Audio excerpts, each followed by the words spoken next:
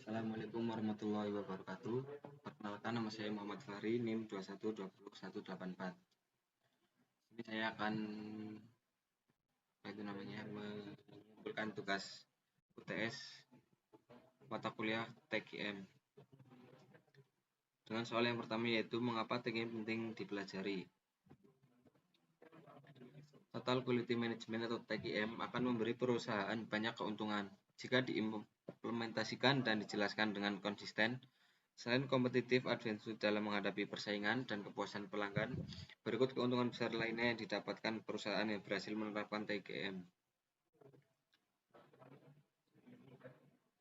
Yang pertama yaitu penghematan biaya. Ketika diterapkan secara konsisten dari waktu ke waktu, TQM dapat mengurangi biaya di seluruh organisasi, terutama di bidang scrap, rework, dan lapangan. Dan pengurangan biaya garansi, karena pengurangan biaya ini mengalir langsung kepada laba bottom line tanpa biaya tambahan yang dikeluarkan. TQM kemungkinan akan memberikan peningkatan profitabilitas yang mengejutkan.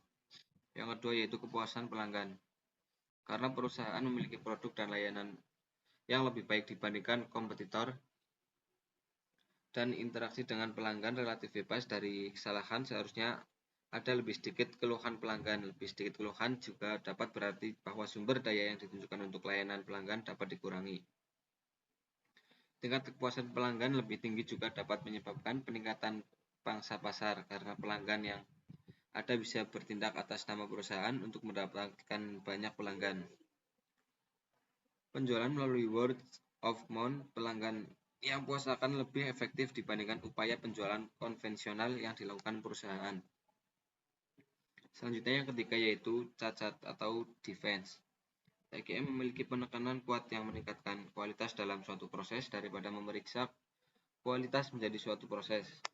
Ini tidak hanya mengurangi waktu yang diperlukan untuk memperbaiki kesalahan, tetapi membuatnya kurang perlu untuk mempekerjakan tim profesional jaminan kualitas. Yang keempat yaitu peningkatan moral karyawan. Keberhasilan yang terus dirasakan dan terbukti khususnya karena partisipasi karyawan dalam keberhasilan. Yang kelima yaitu membuat perusahaan kuat menghadapi kompetisi. TQM sangat membantu dalam memahami persaingan dan juga mengembangkan strategi yang efektif dalam menghadapi kompetisi. Karena kompetisi yang ketat, kelangsungan hidup, banyak organisasi telah menjadikan masalah yang sangat vital. TQM juga membantu dalam memahami pelanggan serta pasar. Ini memberikan kesempatan kepada organisasi untuk memenuhi kompetisi dengan menggunakan teknik TQM. Yang keenam yaitu mengembangkan sistem komunikasi memadai. Sistem komunikasi yang salah dan tidak memadai serta prosedur yang tidak tepat adalah hambatan pengembangan organisasi ke arah yang benar. Hambatan komunikasi menghasilkan kesalahpahaman produktif. TQM meningkat staf dari berbagai bagian, departemen, dan tingkat manajemen untuk membentuk komunikasi dan interaksi yang efektif. Dan yang terakhir yaitu program yang selalu ditinjau. TQM membantu untuk meninjau proses yang diperlukan untuk mengembangkan strategi perbaikan tanpa henti. Upaya peningkatan kualitas harus dilakukan terus-menerus yang untuk memenuhi tantangan yang dinamis. Dan berbagai pengembangan di atas dapat disimpulkan bahwa TQM menghasilkan keuntungan baik yang berwujud maupun tidak berwujud. Keuntungan nyata adalah dalam bentuk kualitas produk yang lebih baik, peningkatan produktif, peningkatan pangsa pasar, dan profitabilitas. Sedangkan keuntungan tidak berwujud adalah kerja tim yang efektif, peningkatan minat kerja, peningkatan hubungan manusia, budaya, partisipasi, kepuasan pelanggan, peningkatan komunikasi, dan membangun citra perusahaan. Selanjutnya soal yang kedua yaitu sejarah tentang TQM.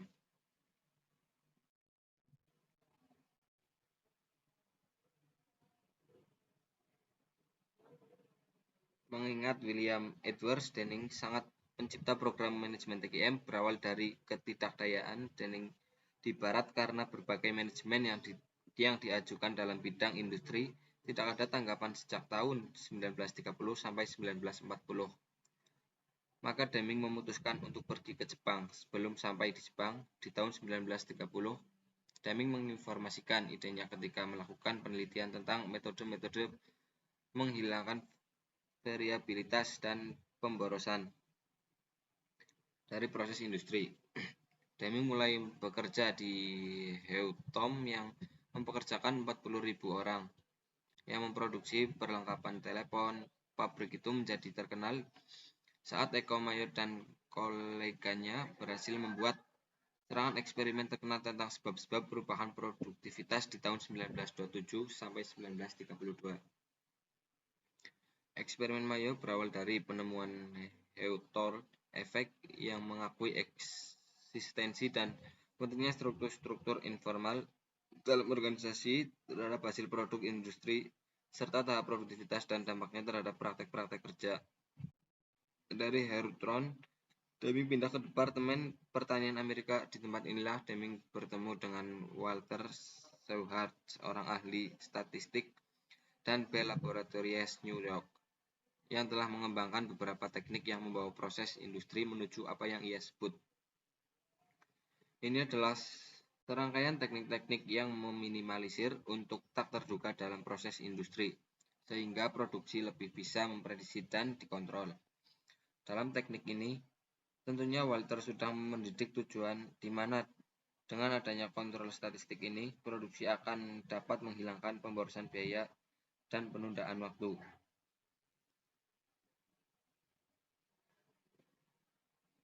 Langkah awal yang dilakukan Deming adalah dengan mengembangkan model kontrol statistik Walker yang sekarang disebut dengan statistik proses kontrol.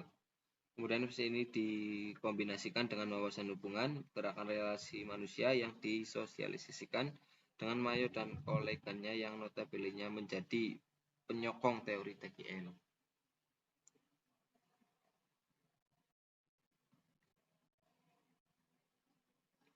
Soal yang ketiga yaitu 5 ahli TKM di Indonesia.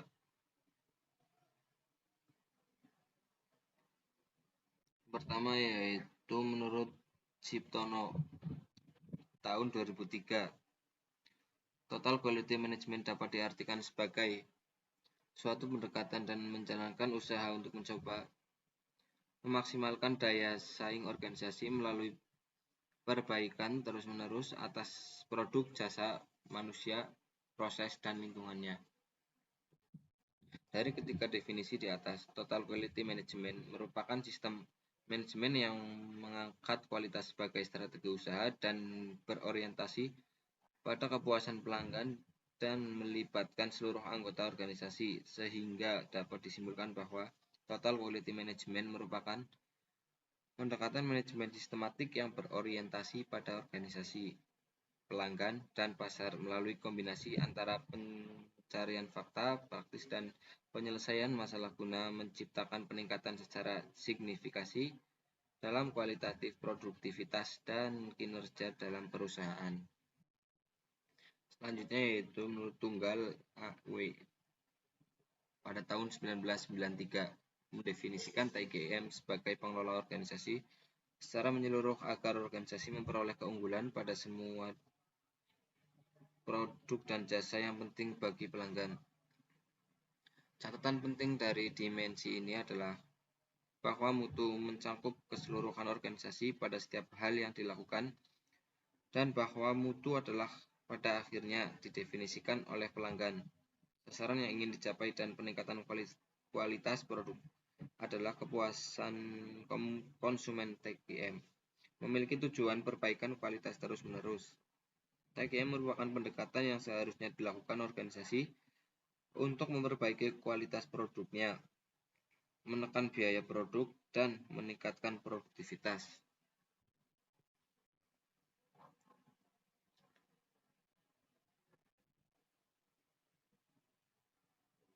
Selanjutnya menurut Ciptono dan Anastasia 2003, TGM merupakan suatu pendekatan dalam menjalankan usaha yang mencoba untuk memaksimalkan daya saing organisasi melalui perbaikan terus-menerus atas produk, jasa, manusia, dan proses lingkungan.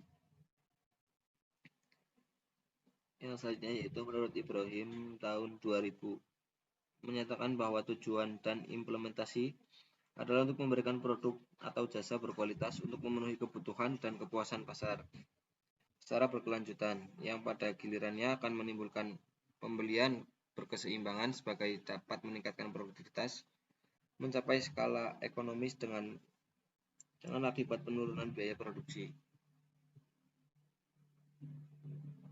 Dan yang terakhir yaitu menurut Rifai pada tahun 2017 mengatakan definisi TQM adalah konsep yang memerlukan komitmen keterlibatan pihak manajemen dan seluruh pengelola perusahaan untuk memenuhi keinginan atau kepuasan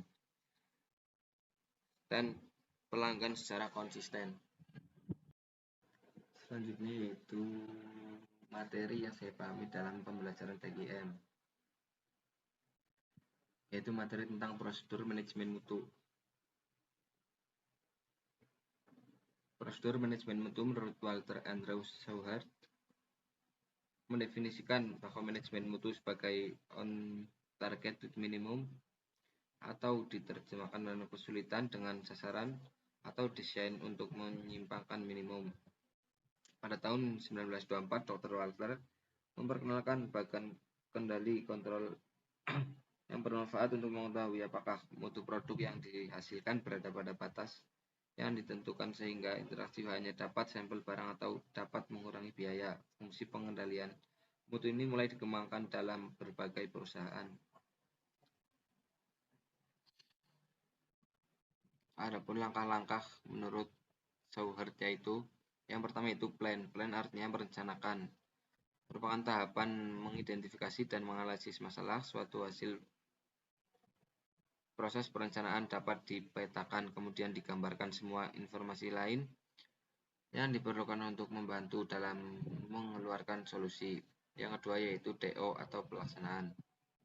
DO artinya pelaksanaan, merupakan tahapan pengembangan atau menguji solusi yang berpotensi pelaksanaan, merupakan tahap pelaksanaan rencana yang disusun sebelum dan memantau proses pelaksanaan dengan skala kecil.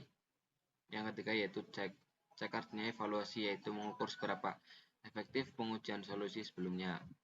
Yang keempat yaitu ACT atau tindak lanjut. Artinya tindak lanjut yaitu mengimplementasikan solusi yang telah ditingkatkan secara menyeluruh. Selanjutnya itu prosedur manajemen. Mutu inilah kesesuaian dengan kebutuhan pasar atau konsumen. Perusahaan yang bermutu ialah perusahaan yang menguasai mangsa pasar karena hasil produksinya sesuai dengan kebutuhan konsumen. Selanjutnya yaitu langkah-langkah manajemen. Yang pertama itu ciptakan sebuah usaha peningkatan produk dan jasa dengan tujuan agar bisa kompetitif dan tetap berjalan serta menyediakan lowongan pekerjaan.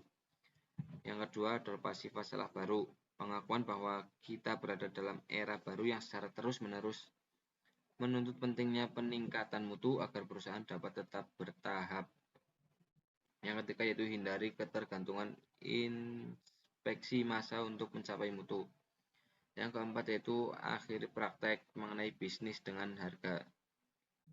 Yang kelima itu tingkatkan secara konsisten secara sistem produksi dan jasa untuk meningkatkan mutu dan produktivitas.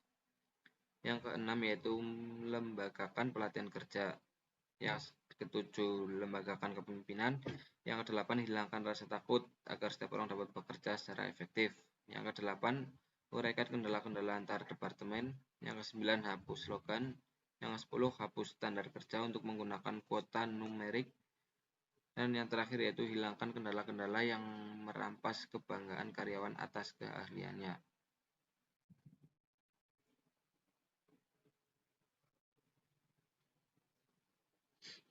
Sekian, terima kasih. Apabila ada kekurangan, saya mohon maaf. Wabillahi taufiq wal hidayah. Assalamualaikum warahmatullahi wabarakatuh.